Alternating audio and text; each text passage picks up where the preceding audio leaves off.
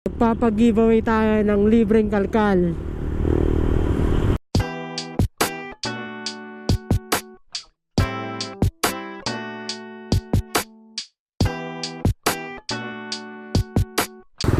So, yun po mga kagulong, kamusta?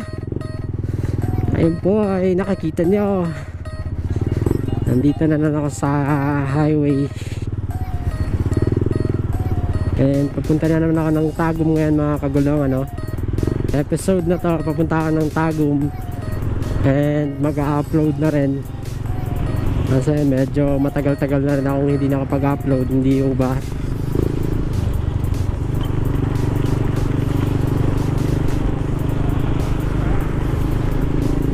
Parang magto 2 weeks na ata akong hindi nakapag-upload.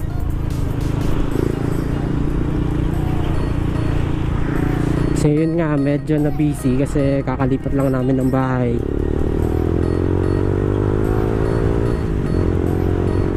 Woo! Sana hindi umulan ngayon mga kagulong,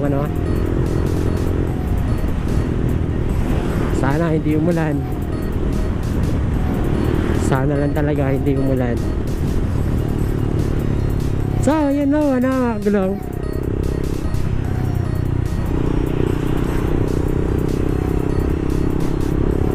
Medyo marami-rami na rin akong na-shoot na episode. Kaya lang hindi pa ako masyadong nakakapag-edit. Kasi nga medyo nag-a-adjust pa ako sa bagong nilipatan namin.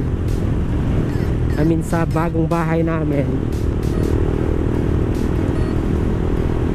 Malapit na tayo sa checkpoint Task Force Tagum. Sana lang talaga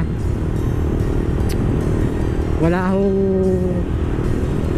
naninikit ngayon, kasi kung merong naninikit ngayon dyan na enforcer sa checkpoint, iikot ako ng mga siguro nasa 5 kilometers yung iikutan ko. Muntik na ako muntik na ako dun sa butas na yan, tangina.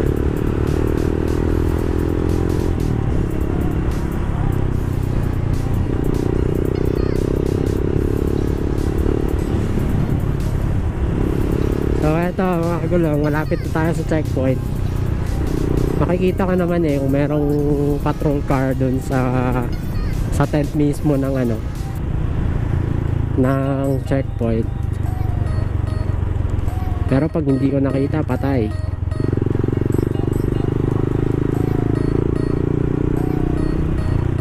What the? So wala. Buti na lang wala mga kagulong.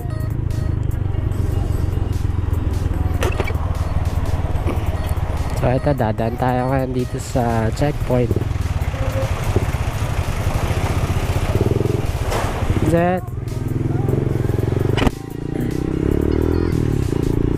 ayan, mabuti mga kagulong, walang mga traffic enforcer ngayon dyan. So alam nyo naman, di ba, wala pa tayong plaka and hindi pa na-renew yung rehistro. So ayan mga kagulong, andito na tayo sa malapit ito sa downtown. Dumaan na tayo dito sa Robinson's Place, Tagum.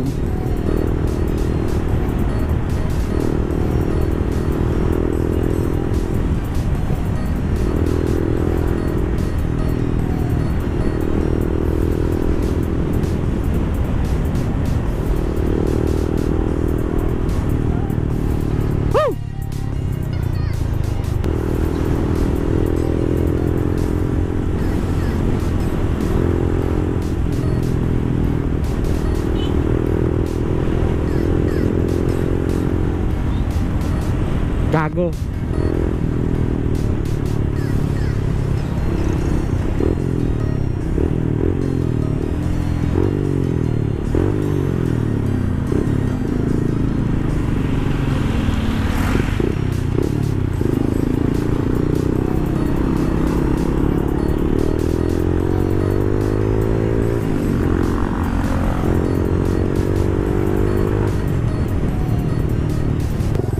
mga gulo, meron ako nakita na mga grupo ng naka big bike. So lalapitan ko. Ewan ko ba kung papansin ako.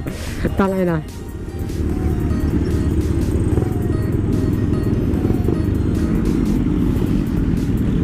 Oh.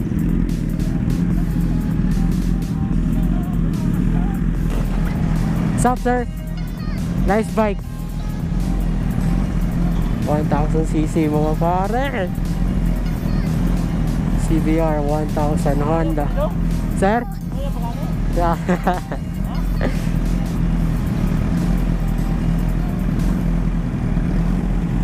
Grabe.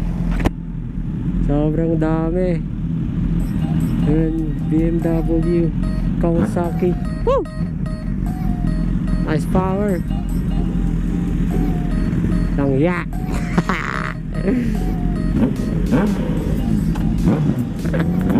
Woo! What the fuck? Woo!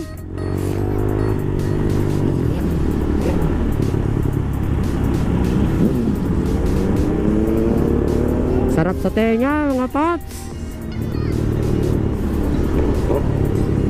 The heck? Sarap, sarap. Soon.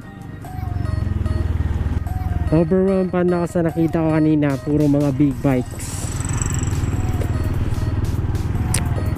Sana soon talaga, or sooner, magkakaroon tayo ng isa nun.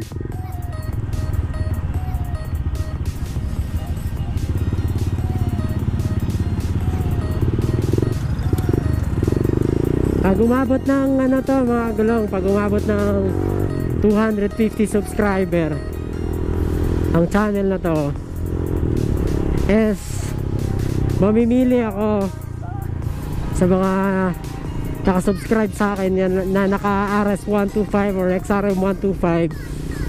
Mamimili ako sa inyo mga kagulong, kasi mga kagulong, pag umabot tayo ng 200 subscriber mga kagulong, magkakalkal ako ng libre sa merong mga RS at XRM125. So please mga gulong, tulungan niya akong umabot kahit 250 subscribers sa ngayon.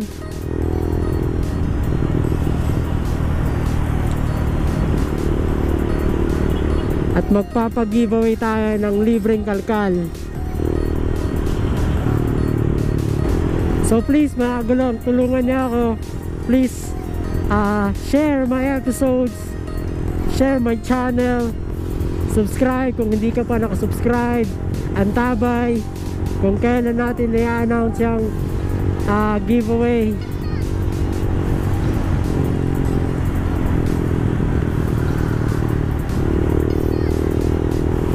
Yung giveaway na yan mga gulong, ako mismo ang gagawa para sa inyo.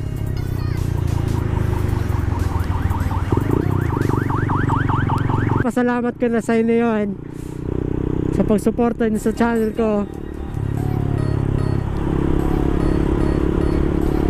Hindi man ako masyado every week nag-upload, pasensya na. Wala ho akong internet, wala ho kaming internet sa bahay namin. Hindi man ako masyadong nakaka-reply sa mga comment nyo agad-agad mga gulong. Pasensya na, wala ho akong cellphone ngayon.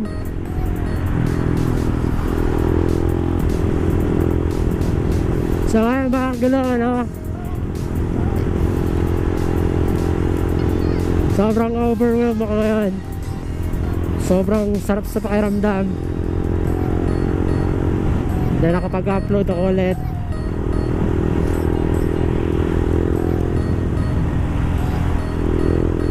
Ayun mga gulong, sa biyahe ko pa uwi, nakikinig lang ako sa tunog ng tambucho ko.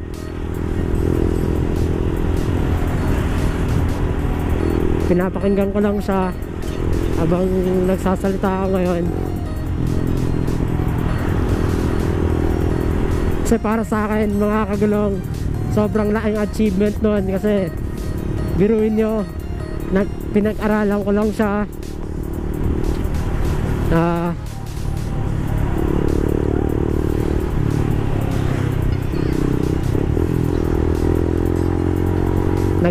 tumingin-tingin lang ako kung sa mga merong mga RS na nakakalkal, pero hindi talaga, iba talaga tong ano, iba talaga yung ikaw yung gumawa para sa sarili mo, para sa sariling sikap, para sa sariling mong achievement. Tapos ikaw yung nagpursige, ikaw yung nag-effort na magawa, sobrang ma-overwhelm ka talaga. Ngayon, sa ibang nagtatanong, sa mga nakakasabay ko sa kalsada lagi na merong RS or XRM, nagtatanong sila lagi kung saan ko pinagawa yung tambucho ko. Tapos sinasagot ko sila ng maayos na hindi paps, ako lang yung gumawa niyan, ako lang tumabaho. After nun, parang nakikita ko sa mukha nila, hindi sila naniniwala, yung ganon, yung ayaw nila paniwalaan yung sagot ko. Pero para sa sarili ko, sobrang laking achievement nun. Kasi buruin mo, hindi lahat ng merong motor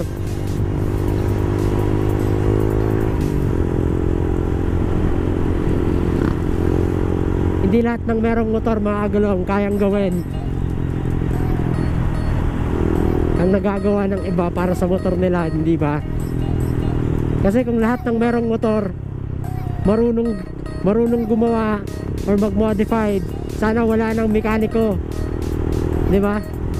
So I'm so overwhelmed. So share ko lang sa inyo mga paps yung pakaramdam ko ngayon na merong mga naka-appreciate ng pagkalkal ko sa motor ko or pag-modified ko sa motor ko. Salamat sa inyo mga paps. So yun lang muna mga paps, no? Salamat. I'll see you in the next one. Please subscribe. Peace out.